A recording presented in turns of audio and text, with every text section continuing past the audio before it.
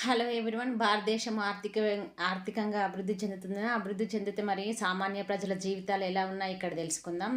భారతదేశం ఆర్థికంగా ఐదవ రాజ్యంగా విస్తరిస్తుందని గణాంకాలు చెప్తుంటే, ఇక్కడ పూర్తి భిన్నంగా సామాన్యం దేశంలో మిడిల్ క్లాస్ ఫ్యామిలీ అనేది పేదరికానికి చేరుగా ఉందని గణాంకాలు చెప్తున్నారు. వరల్డ్ ఇన్ఈక్వాలిటీ రిపోర్ట్ 2026 ఏం చెప్తుందో తెలుసుకుందాం. భారతదేశ ఆర్థిక వ్యవస్థ డ్యూయల్ రంగంగా మారుతుంది. అంటే డ్యూయల్ రంగం అంటే ధనిక వర్గము, పేద వర్గము. ఇక్కడ 1% ఉన్న ధనిక వర్గము భారతదేశం 40% ఆక్రమిస్తుందన్నమాట. వీరి చేతిలోనే మాల్స్, టవర్స్ అని పెద్ద పెద్ద ప్రాజెక్ట్స్ అనేటివి వీళ్ళ చేతుల్లో ఉన్నాయి. వీరే 40% ఆర్థిక వ్యవస్థను శాసిస్తున్నారు. దేశంలో మిడిల్ క్లాస్ యొక్క జనాభా శాతం 40% ఉంటే, వాళ్ళ సంపాదన మాత్రం 30% ఉంటుందన్నమాట.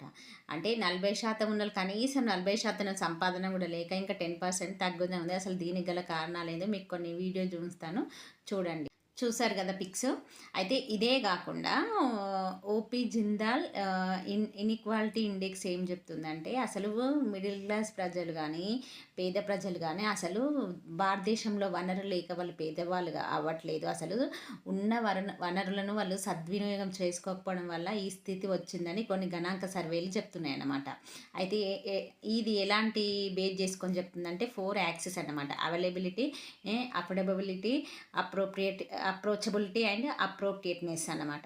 అంటే ఏంటిదంటే, ఇప్పుడు ఒక గ్రామంలో స్కూల్ ఉందనుకో, ఆ స్కూల్ అనేది ఆ గ్రామానికి సంబంధించిన స్కూల్ ఒక ఊరి చివరనో ఒక 1 కిలోమీటర్ 2 కిలోమీటర్స్ దూరంలో ఉండి ప్రజలు స్కూల్కి విద్యార్థులు నడవలేని స్థితిలో, రోడ్డు బాగాలేకుండే, వైద్యానికి సంబంధించిన హాస్పిటల్స్ కూడా ఊరి చివరి ఉండి వాళ్ళు యూటిలైజ్ చేసుకోవడం అని అంటే అవైలబిలిటీ ఉన్నా కానీ సోర్స్ను వినియోగించకపోయే స్థితి కిందికి వస్తుంది అనమాట.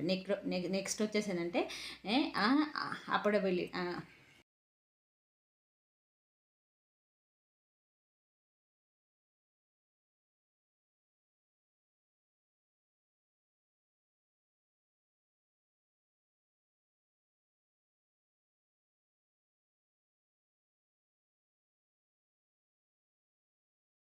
ఇంకా నెక్స్ట్ ఏంటంటే, గవర్నమెంట్ హాస్పిటల్స్ ఉన్నా సరైన ఫెసిలిటీస్ లేకపోవడం వల్ల వాళ్ళు ప్రజలు మెరుగైన వైద్యం కోసం సూపర్ స్పెషాలిటీ హాస్పిటల్స్కి వెళ్ళడం, వాళ్ళ జీవితంలో సంపాదించిన ధనాన్ని ఒకేసారి చికిత్స కోసం వేస్ట్ చేయడం అనేది కూడా దీనికి ఒక కారణం అని చెప్పచ్చు.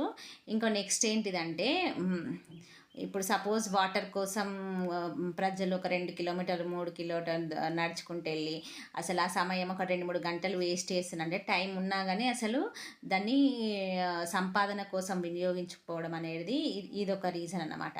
అంటే ఏది ఏమైనప్పటికీ ఇక్కడ భారతదేశంలో ఒకవేళ హాస్పిటల్స్ ఉన్నా, ఎడ్యుకేషన్ సిస్టమ్ ఉన్నా, సరైన ఎడ్యుకేషన్ లేకపోవడం, సరైన గవర్నమెంట్ హాస్పిటల్లో సరైన సదుపాయాలు లేకపోవడం అనేది పేదలను ఇంకా పేదలుగా చేస్తున్నారు అనమాట. ఎందుకంటే వీళ్ళకి సరైనవి లేకపోవడం వల్ల వాళ్ళు సంపాదించిన డబ్బుకు వాళ్ళకి తాహతు మించి హాస్పిటల్స్ మీద, సూపర్ స్పెషాలిటీ హాస్పిటల్ మీద ఖర్చు పెట్టడం.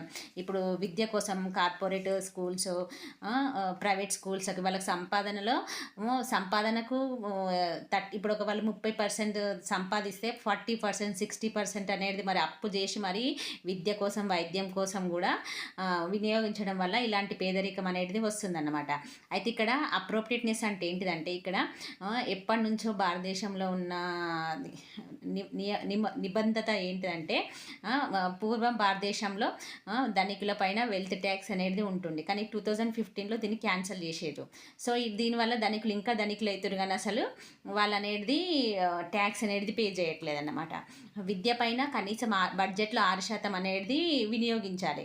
కానీ ఇక్కడ వీళ్ళు కనీసం 4% కూడా వినియోగించలేకపోతున్నారు. ఆరోగ్యం కోసం కనీసం 4% వినియోగించాలి. కనీసం ఇక్కడ ఏంటంటే 1.5% కూడా వినియోగించలేకపోతుంది. అంటే సరైన వైద్యం, సరైన విద్య అనేటివి లేకపోవడం వల్ల ఆర్థిక అసమానతలు అనేటివి పెరిగిపోతున్నాయి.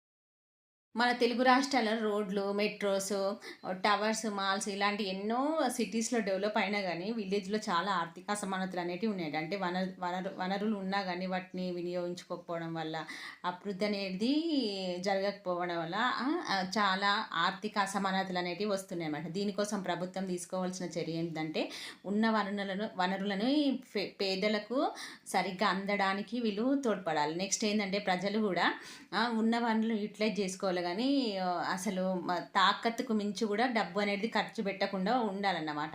ఇప్పుడు ఒక మిడిల్ క్లాస్‌లో చూడండి, ఒక ఒక ఒక వ్యక్తి సంపాదించి తన పైన నలుగురు, ఐదుగురు కూర్చోండి తింటుంటారన్నమాట. అంటే వాళ్ళకు శారీరక పుష్టి ఉన్నా, పని చేసేగల సామర్థ్యత ఉన్నా గానీ, ఇంట్లో తినుకుంటా కూర్చున్నారు. దీనివల్ల కూడా పేదరికం అనేది పెరిగిపోతుంది. అసలు దీనికంటే ముందు ఫస్ట్ ప్రజల్లో చైతన్యం తేవాలి. అంటే ఒక ఫ్యామిలీ అభివృద్ధి చేయాలంటే ఇంట్లో ఉన్న వాళ్ళందరూ కష్టపడి ఆర్థికంగా బలపడితేనే దేశ ఆర్థిక అభివృద్ధి అనేది అభివృద్ధి చెందుతుంది. అంతేగాని ఒక్కడు సంపాదిస్తే 10 మంది కూర్చొని తింటే ఎక్కడేసిన గొంగడ అక్కడే ఉంటుంది. ఎలా ఉంది నా వీడియో? నచ్చితే షేర్ చేయండి, లైక్ చేయండి, సబ్స్క్రైబ్ చేయండి. Thank you.